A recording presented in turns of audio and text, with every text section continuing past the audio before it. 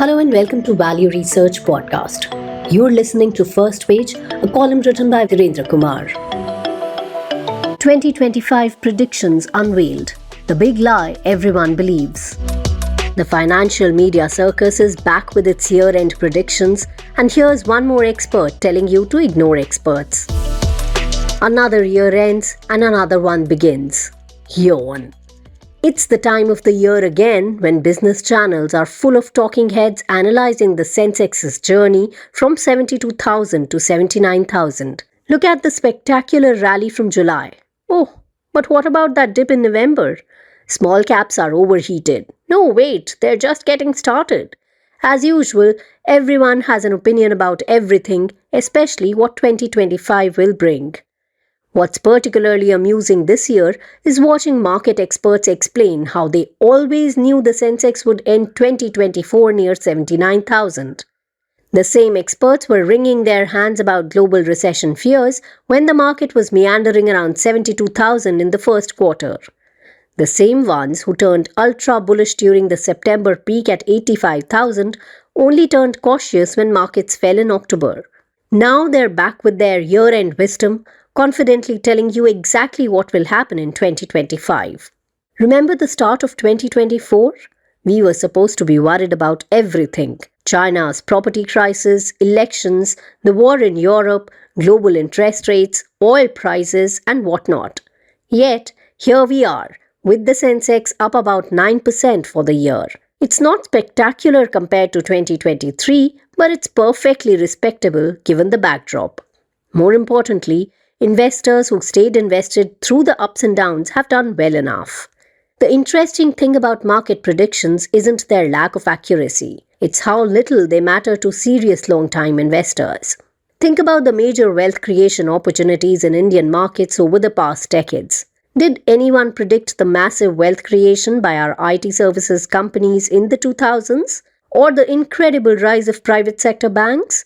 Or, more recently, the transformation of old economy companies into digital leaders?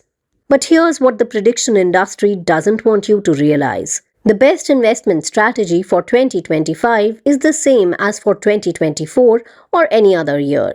It's not about picking which sector will outperform or whether mid-caps will beat large caps.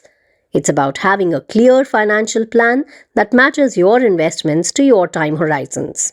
If you need the money within the next couple of years, say for your child's education or a home down payment, it belongs in fixed income investments regardless of what stocks might do.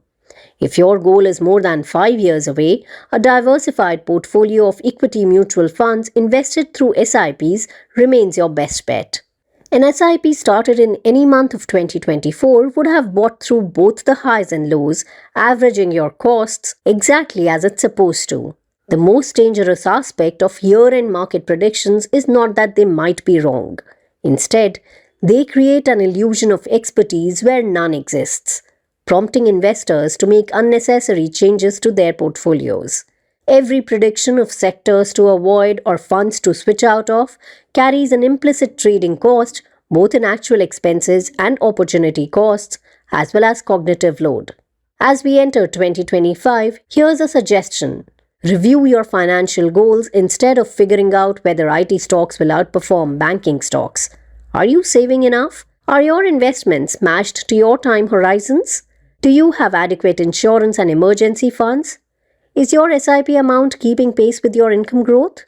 These questions matter far more than whether the Sensex will hit 90,000 in 2025.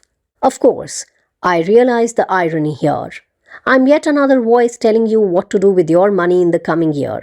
Perhaps you should be as skeptical of my suggestions as I am of other experts' predictions.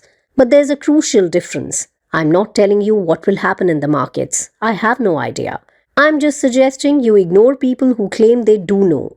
Though I suppose that's also a prediction of sorts. Well, my advice here doesn't require you to pay any fees. The calendar will change, but the principles of sound investing won't.